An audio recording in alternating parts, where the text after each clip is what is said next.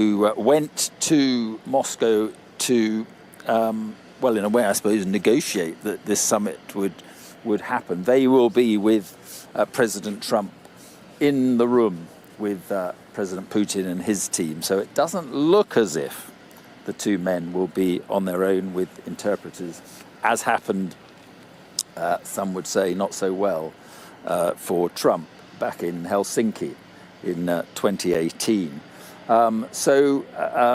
Martha, we await the appearance of Donald Trump. This is Joint Base Elmendorf, Richardson we're looking at, 64,000-acre site, and a reminder to Putin of the US military presence in Alaska and the Arctic.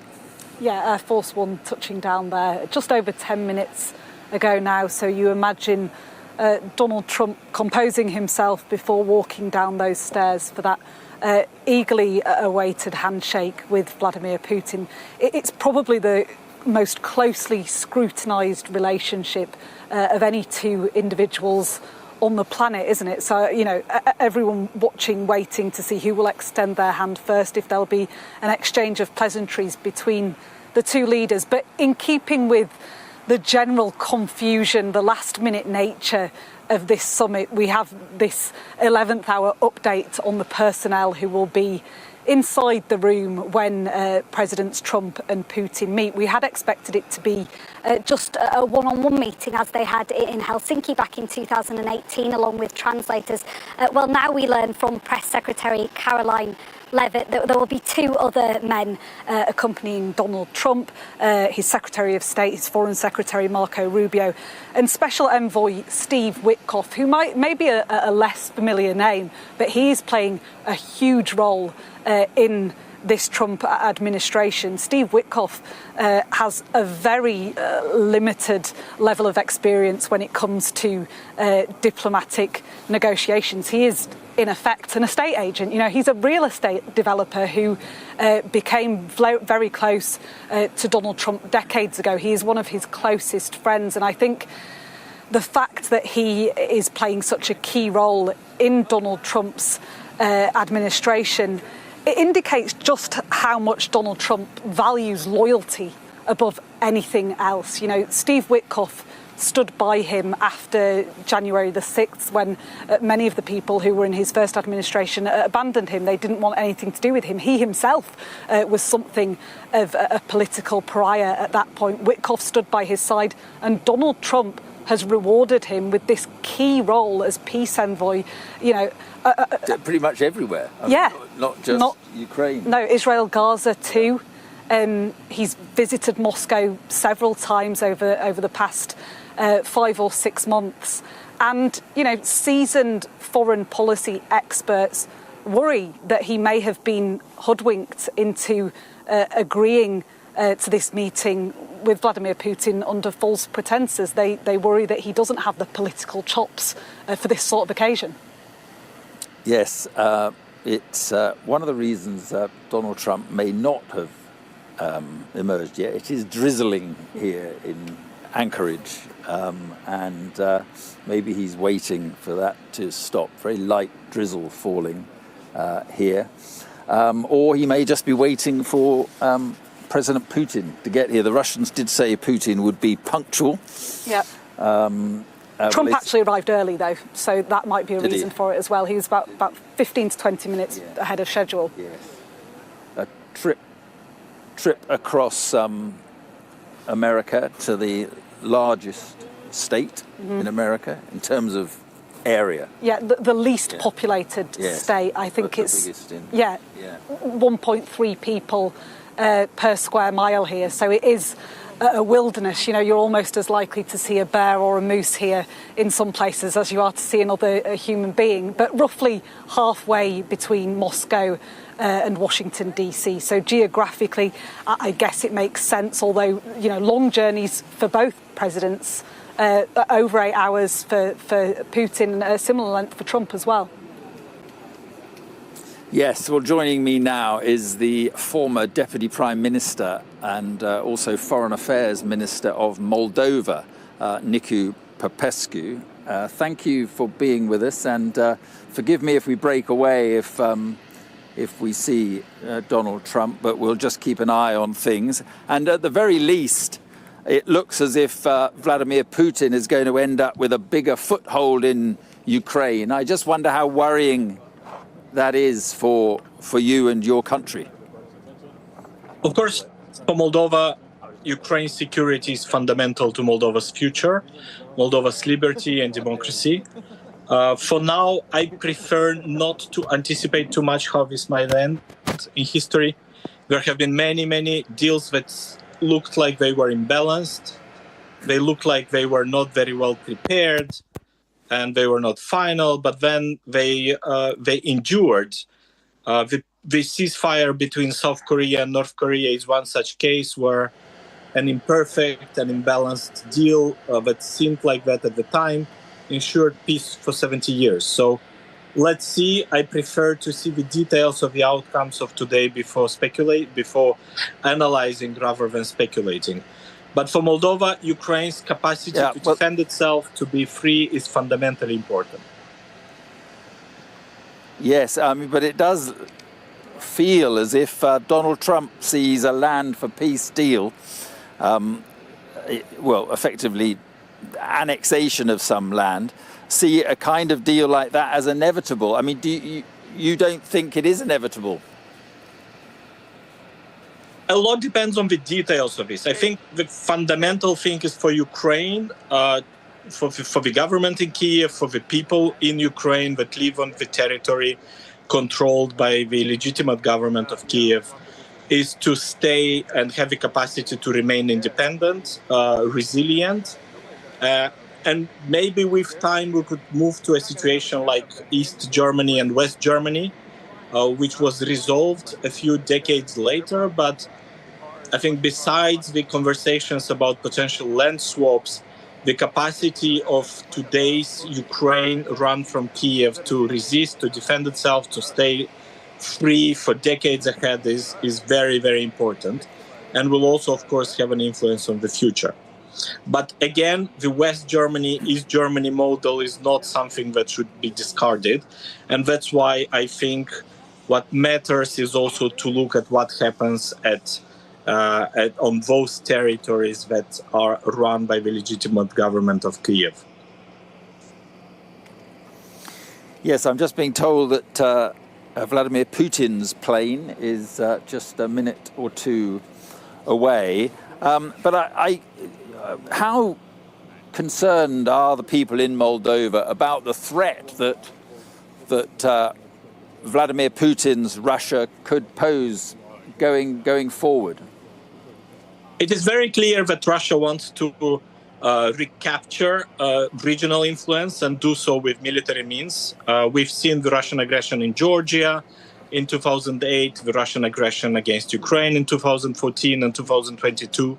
So it's very clear Russia wants to regain as much of the former Soviet Union as possible. And it's doing so through hybrid means, through electoral interference, and that's something Russia does now in Moldova. And of course, this is happening besides the large-scale aggression against Ukraine. At the same time, in the last 3.5 years, we have seen Ukraine being able to resist, Ukraine being able to defend its territory, even if it's been losing somewhat some ground in the last year or so. We've seen Ukraine being strong enough to not to collapse, not to let Russia advance too fast. And this is where it's extremely important, looking at the years and decades ahead, for the United States, for the states of Europe to be able to continuously support Ukraine so that the Russian army is kept as far away as possible from the borders of NATO, the European Union, and Moldova. Yeah, well, Niku, if there is some sort of land swap, as Donald Trump calls it, although the Ukrainians are slightly mystified by where the swap would be. But if there is a land deal, the crucial thing then becomes this whole issue of security guarantees for Ukraine. What do you think those security guarantees should be? It's very clear. that the main way to make sure that a new Russian aggression against Ukraine in a few years or in a few months or a decade down the road does not happen again is to have a Ukraine that is strong, that has the military means, the economic means to rebuild its army and to defend itself, and by doing so keep the Russian army as far away from other European countries as possible. So this is where I don't know exactly, of course, at this stage, no one knows what is the conversation, or very few people know what is the conversation about that Trump and Putin are going to have on who controls what. But another very, very important part of the equation is to make sure that the rest of Ukraine stays free, stays militarily strong and economically viable, so that Russia doesn't try to re-attack again in a few years down the road and achieve those goals that it couldn't achieve after the large-scale invasion of 2022. So this is where basically my plea is to look very carefully at what happens, of course, to who controls what de facto. Of course, the de jure situation is something that matters a lot, but also to make sure that the Europeans and the Americans do not consider that this is the end of it. It's not peace, and the only way to make sure there's not another major war very soon down the road is to have a militarily strong Ukraine. And on this issue of NATO, do we now rule out any possibility of Ukraine joining NATO? Well, we've seen the current US administration being clearly very skeptical about it. So let's see how this conversation evolves. But my feeling is that it's very unlikely under the current administration for the American position to change on Ukraine's accession to NATO. Yes. What would happen in a few years or in a decade, it's hard to tell. Yes, because that is one thing that would certainly infuriate Vladimir Putin. Again, NATO offers legal guarantees, but besides that, there's other ways of keeping Europe and Ukraine peaceful in the next years, and that is having a Ukraine that is capable to defend itself, and having a European Union and a United States that continue military assistance to Ukraine, and that will remain a fundamental factor ensuring or limiting the risks of new war. So a militarily strong and economically viable Ukraine will be a fundamental factor for peace in the next years and decades in this part of the world. Okay, Nicu Popescu, thank you very much for being with us, and we are keeping an eye, as we have been doing for quite some time now, actually, on an open door and some steps from Air Force One, but it will be quite some moment that we are anticipating here. James Matthews is with the American delegation. And James, we were talking a little earlier about who was going to be with Trump. Would they meet? Putin and Trump meet on their own with only interpreters. We now have some clarity. We're told by the White House that Marco Rubio and Steve Witkoff will be with Trump. Is it your understanding from them that there will not be this meeting of just the two in a room together? Hi, Mark. Yeah, that's my understanding. That's the way it is shaping up, which will come as a comfort to those looking on from out with the United States and who don't trust Donald Trump in the company, one-on-one, tete-a-tete with Vladimir Putin.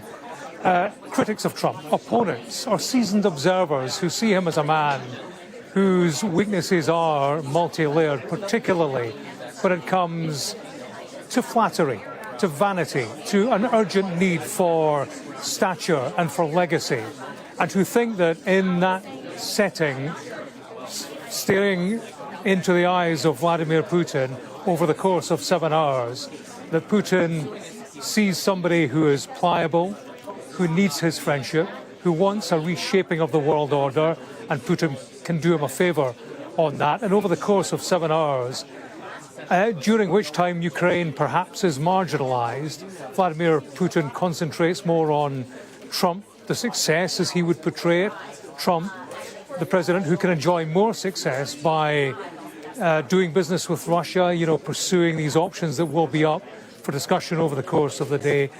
Critics of Trump and observers think that that is the kind of setting and scenario in which Trump will fail and Ukraine will feel the consequences. So I think it's a comfort that there will be other people in the room. I think the Steve Witkoff thing is interesting, Mark, and Martha was talking about, this real estate property lawyer, big buddy of Donald Trump. I mean, he's a man who has a big job. He's the peace envoy, but he has the air for me of the work experience. Who one day you've sent for the lunch, he's done okay. Second day you've told him, right, go out and solve world peace now. I mean, he is a rookie when it comes to dealing with problems on that scale, whether it's Gaza or Moscow. And this business of the one-to-one meeting in Moscow a few weeks ago, it seemed to have triggered this. Witkoff and Putin, with Putin's translator, and Witkoff reportedly having come away with this deal, which actually looked okay and sounded like the Russians were prepared to cede territory. The Russians then having to correct it. It couldn't be more messy. So I can see why Witkoff might be in the room. And I can see Trump saying, OK, Vladimir, this guy says that you're going to give up X, Y, and Z. Are you telling me you got it wrong, or did he get it wrong? Maybe that's a starting point for this meeting. But I think the more people in the room, having American interpreters in the room, will be a comfort to many in the United States and certainly many in Ukraine and in the various European capitals. Yeah, OK, James, I'm just keeping an eye out for President Putin's presidential jet, and will continue to do so. Let's speak to Ivor Bennett, who's with the Russia delegation. And Ivor, we're talking about who's with Trump and the fact that it may lack some experience. Trump in this second term has gone for loyalty over experience. So what happens here will be quite interesting. Talk to us about the Russian delegation, because they really do look sort of battle-hardened, diplomatically speaking. Yeah, that's right, Mark. I think the gulf in experience between the two delegations really couldn't be bigger. So Vladimir Putin is accompanied by his veteran foreign minister, Sergei Lavrov, who's been in the job more than 20 years. He is a real diplomatic heavyweight, battle-hardened, as you say. And he's also got his foreign policy aide there, Yuri Ushakov, normally kind of operates behind the scenes, but he has come to the forefront with these negotiations with the US because, again, he has a whole wealth of experience. He was a former US ambassador. He was there between 1998 and 2012, I believe, a substantial period of time, certainly. And he's been Putin's foreign policy aide since then as well. So between them, they've got decades of experience, decades. And on the other side of the table, there are people who have been in the job only days. Marco Rubio, Steve Witkoff. Witkoff, his background is in real estate rather than realpolitik. I mean, they are the Gulf and experience, as I say, really couldn't be bigger. It's men against boys in many ways. And I think the sense, certainly in Ukraine and Europe, is that the Trump administration, with figures like Steve Witkoff, simply don't understand what Putin's goals are in Ukraine. All this talk this week from Trump is about land swaps, territory, focusing very much on what's happening on the ground. But it's not just about territory for Vladimir Putin. It's also about the bigger picture, the geopolitical picture. He doesn't really overall want Ukraine to exist as a sovereign nation. He essentially wants to use it as a buffer zone against NATO. And the feeling in Ukraine is if Vladimir Putin is given any territory at all, he'll be rewarded for his invasion of Ukraine, and he will just come back for more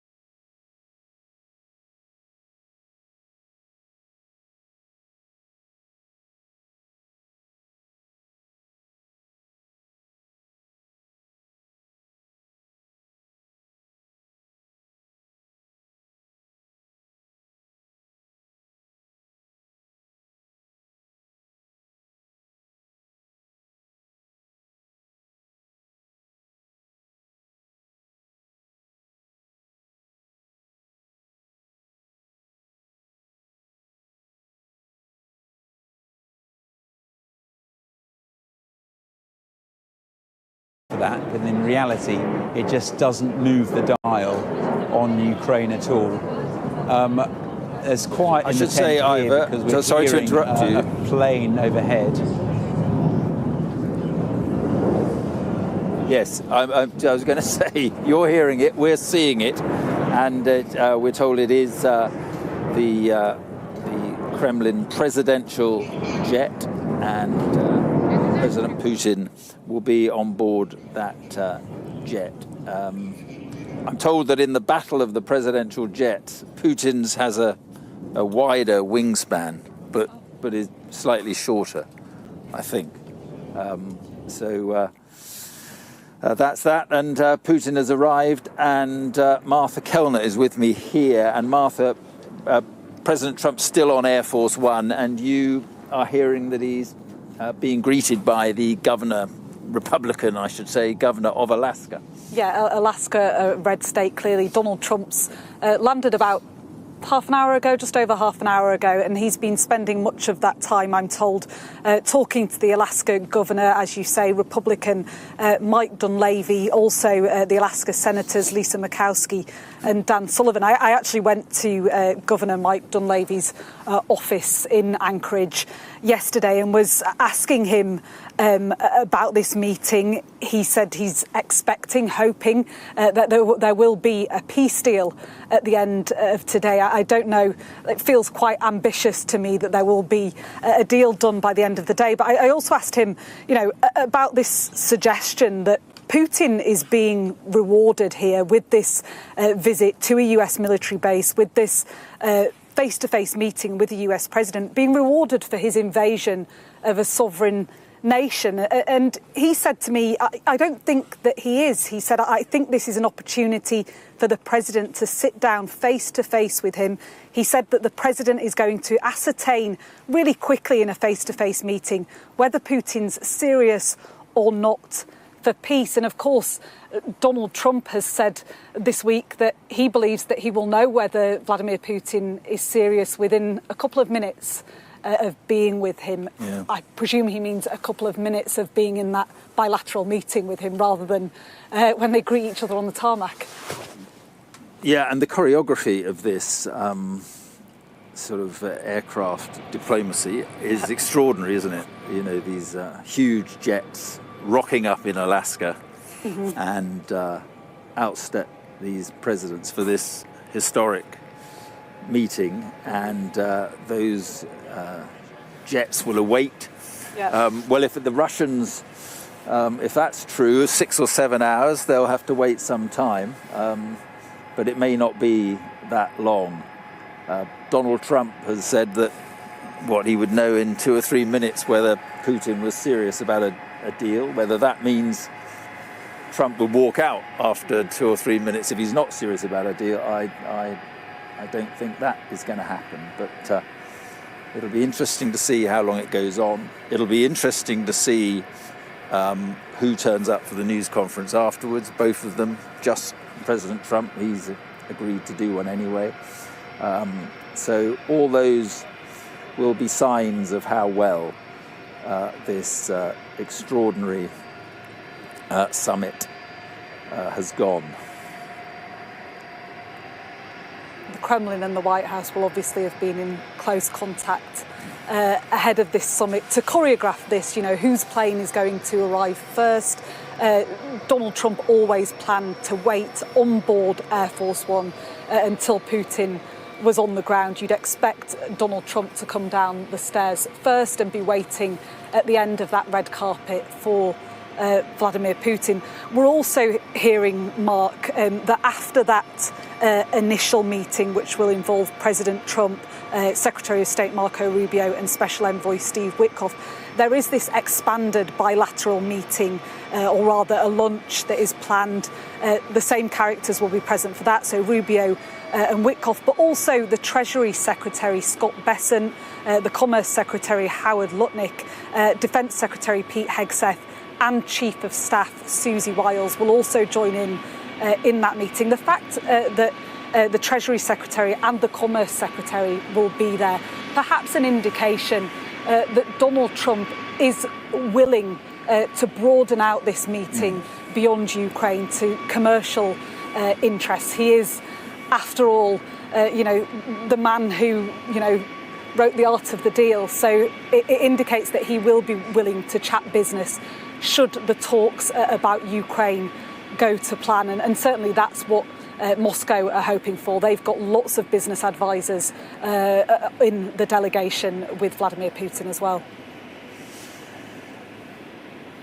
Yes, I mean, Donald Trump is well aware that President Putin is quite keen to broaden this whole summit, not just Ukraine, but, as you say, talk of those other subjects. And James Matthews is with the Trump delegation. And James, presumably, Donald Trump would be quite willing to broaden it out into a much bigger summit in terms of the areas of that they're going to talk about. Yeah, I think he absolutely would, Mark. And bear in mind that there is a bigger picture here, as we have been discussing. Donald Trump, he likes the idea of geopolitical change that enhances the influence of himself and the United States. And Putin, he views as a partner in that exercise. So on the political front, there is a value in a relationship with Vladimir Putin. On the financial front, clearly, there is business to be done. And as we well know that Donald Trump is a transactional businessman at heart. I think therein lies potentially an advantage for Vladimir Putin. Mark, I think the more that he can broaden it out, the more or the smaller the Ukrainian problem appears to be. I can see a Putin strategy whereby, he talks big, he talks bigger picture, financial opportunity, political opportunity, marginalizing China perhaps. That will come up in the context of where these two take the politics of the world at large. I can see Putin, presenting that big picture in which Ukraine forms a very small part. I can see him likening it to, California, Gavin Newsom, governor of California. I can see Putin saying, look, we are big players on the world stage. We are the individuals who would shape the direction and define the world direction from here on in. People like, for you, Gavin Newsom, for me, Volodymyr Zelensky, they're cameo players in all of this. A little local difficulty. If that's how Putin can define the Ukrainian issue over the course of 7 hours, during which much is to be discussed, I can see that playing with Donald Trump. He will take away from it much in terms of promise and perhaps a changed perspective on Ukraine. Putin trying essentially to dilute the Ukrainian issue in Putin's eyes. So we'll see where the strategy takes us. I mean, right now, it's all about the picture, isn't it? The two presidential aircraft nose to nose. You mentioned that Putin has the wider wingspan. Size matters to Donald Trump, as we well know. That's why he wants Air Force One replaced by a Qatari jet. When the two meet, the plan is well choreographed. They will walk down the steps, meet at the end of that red carpet on the tarmac, and then be transported into a nearby building for talks. Ultimately, they will join us here in this Alaska Warrior Center. That's the event, the auditorium, the events auditorium. That's what it's called on this air base. But it will be a picture. Size matters to Donald Trump. He's 6'3". Vladimir Putin is 5'7". So that will give Donald Trump the photographic moment, I suppose. And we'll see what the interaction is. They haven't met since 2019. They had an extremely awkward meeting in Helsinki. You'll remember when Trump was embarrassed by his support for Vladimir Putin over his own intelligence officials who told him Vladimir Putin, Russia, had tried to interfere with the 2016 election in which you were elected. Trump stood on a stage in Helsinki and he backed Putin against his own intelligence community only later to turn that round. So they have had their moments. They haven't gone particularly well necessarily for Donald Trump. He hopes to exploit this occasion over the coming hours, a 3-on-3 meeting, and thereafter there will be this breakout into the wider discussion over wider issues. But I think the concern, as we've been discussing, Mark, is generalities of a president who's come here and has been offering a running commentary since he left the White House this morning. He tweeted on Truth Social, or posted, "High stakes," 3 exclamation marks in capital letters. Thereafter, on board Air Force One, he spoke about the meeting ahead, spoke about how Ukraine would not be allowed to join NATO, a key issue at the heart of all of this. Said he wanted to see a ceasefire, wouldn't be happy if he didn't see one, but didn't offer any consequences, as he would see it, of no ceasefire today. That's in contrast. It's a generality. And in Ukraine and in Europe, they would see it as a weakness, because in Ukraine and Europe, they've said no ceasefire today, then we will increase sanctions. That's what they want to hear from Donald Trump, and they have not going in to this meeting. From a president who has had much to say, riffing all the way here to Alaska, to the tarmac of this historic airbase, and to this meeting imminent now with Vladimir Putin on the tarmac, up the red carpet, and into discussions.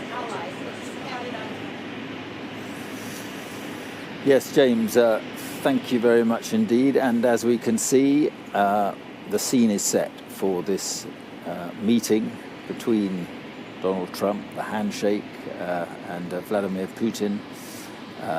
His plane on the right-hand side, Air Force One on the left-hand side.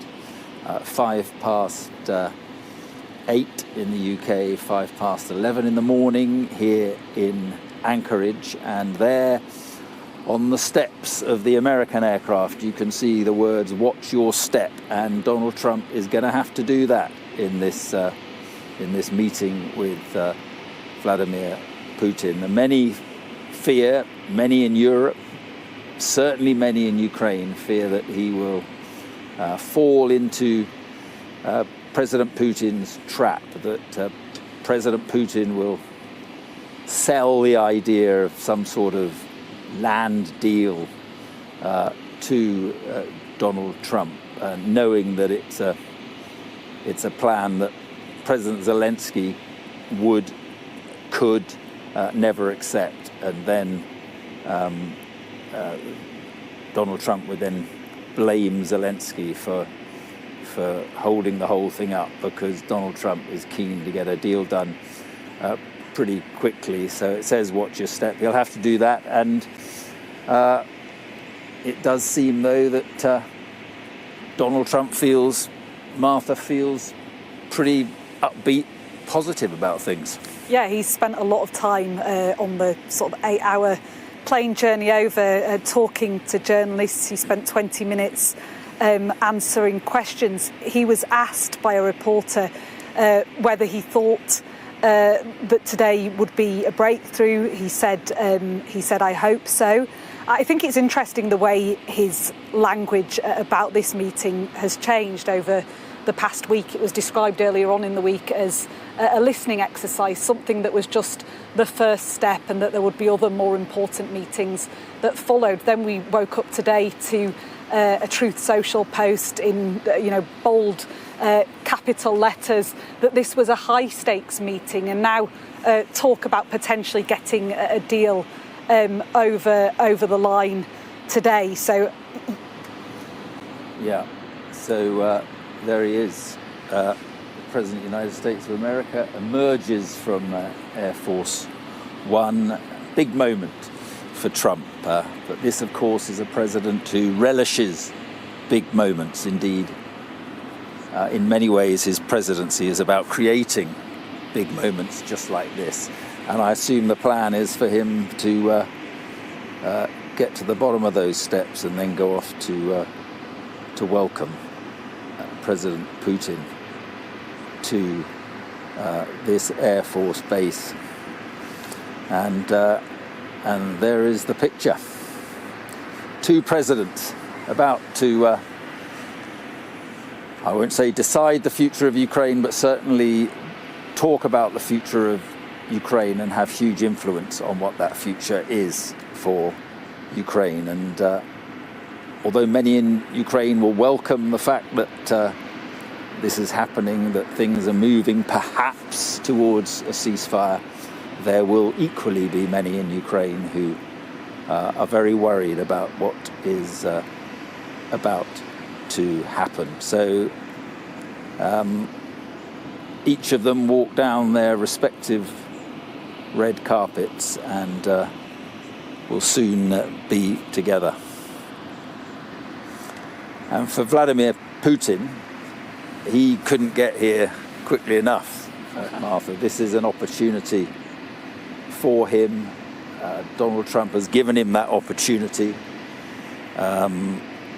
He has been a pariah, certainly in the West, and Donald Trump has given him the opportunity to come here and take his place back at the top table of global diplomacy, and that, I guess, is already a victory for Putin, who is just walking behind that jet and is emerging now. And a little clap from President Trump to announce the arrival of Vladimir Putin.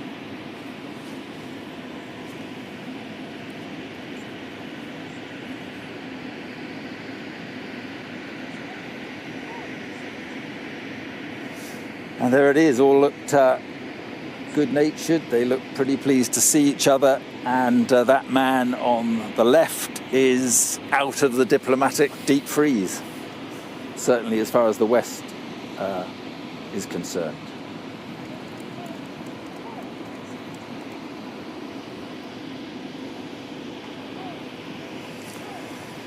And it'll be interesting to see if they are going to speak beforehand.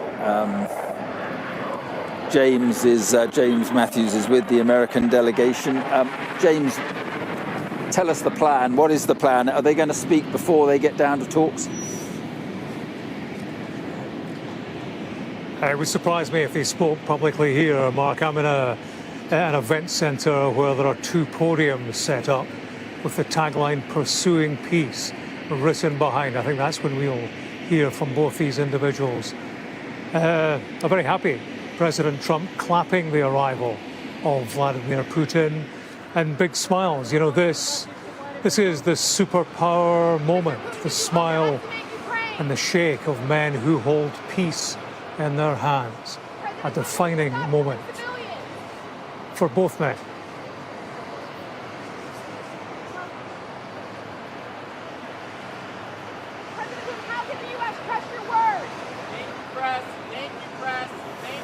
So the press, assembled press there, shouting their questions.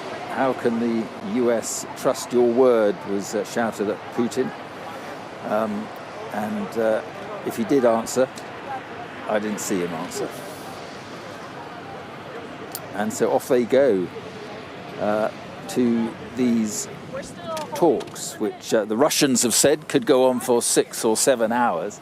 And I would think that is something that the Americans are not prepared for.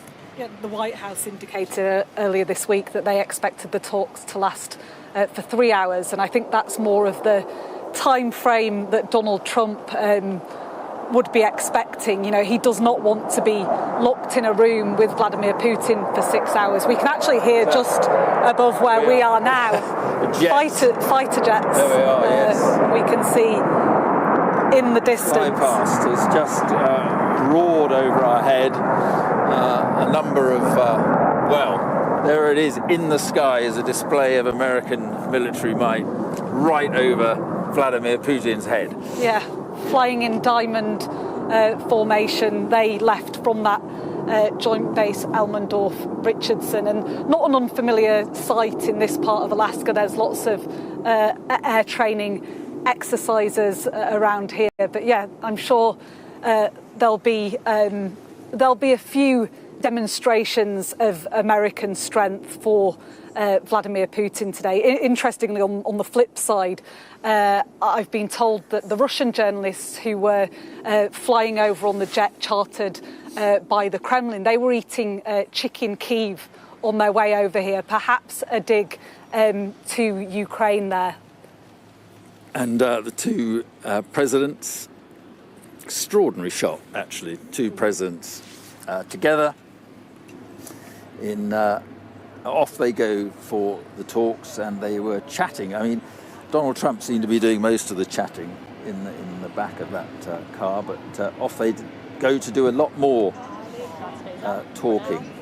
And it really is quite some moment, isn't it? I mean, although the narrative is that Putin asked for the meeting, it was Trump who, and there's the handshake again, it was Trump who allowed it to happen, and allowed it to happen without seeking anything in return. Certainly not a ceasefire. Mm-hmm. You know, Vladimir Putin on US soil, and many people viewed that as a concession of sorts by Vladimir Putin, that he would come to America. But I actually think it's almost the opposite in many ways, because this is exactly what Putin wants. As we've been saying, you know, he was an international pariah. He invaded a sovereign nation. He is wanted for alleged war crimes by the International Criminal Court. And here he is walking step in step with the most powerful man in the world, the US president. And what a picture that is. You know, you can really get a sense of the size of the two men there. Donald Trump is... I think they were there acknowledging the flypast that right. just happened. But yeah, sorry, go on. No, Donald Trump, sort of an imposing figure, and he will be wanting to take control of this situation right from the off. Mr. Putin, did you underestimate Ukraine? So the shouted questions, both presidents deciding clearly not to answer.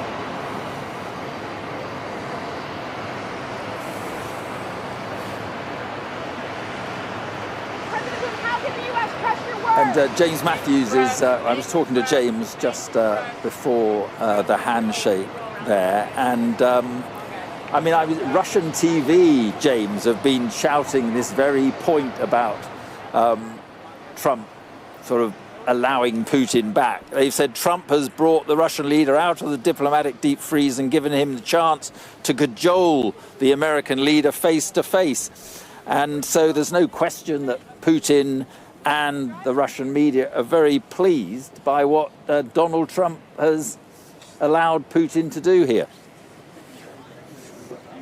Yes, Mark. I mean, who can deny this is so far, and we're a couple of minutes in, but who can deny that this is very much a victory for Vladimir Putin? We've seen nothing less in extraordinary scenes of a man, an aggressor, an international pariah, who's wanted as a war criminal in countless other countries, indicted by the International Criminal Court, who has launched, in the build-up to this meeting, has intensified attacks on Ukraine.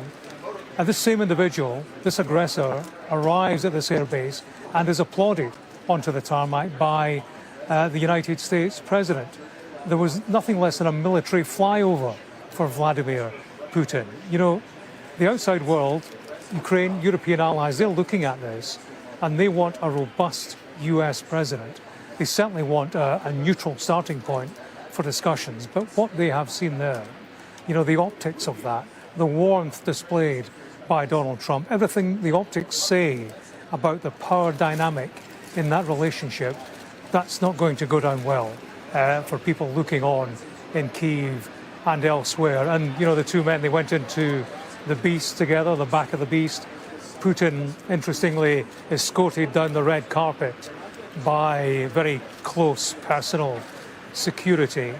But now, you know, they get into the meat of the matter. But I think just in terms of the spectacle that we have seen so far, if anybody thought this was going to be a US president, you know, putting the boot in, laying down red lines, being tough with Vladimir Putin, they will be uneasy at the scenes that we have just witnessed.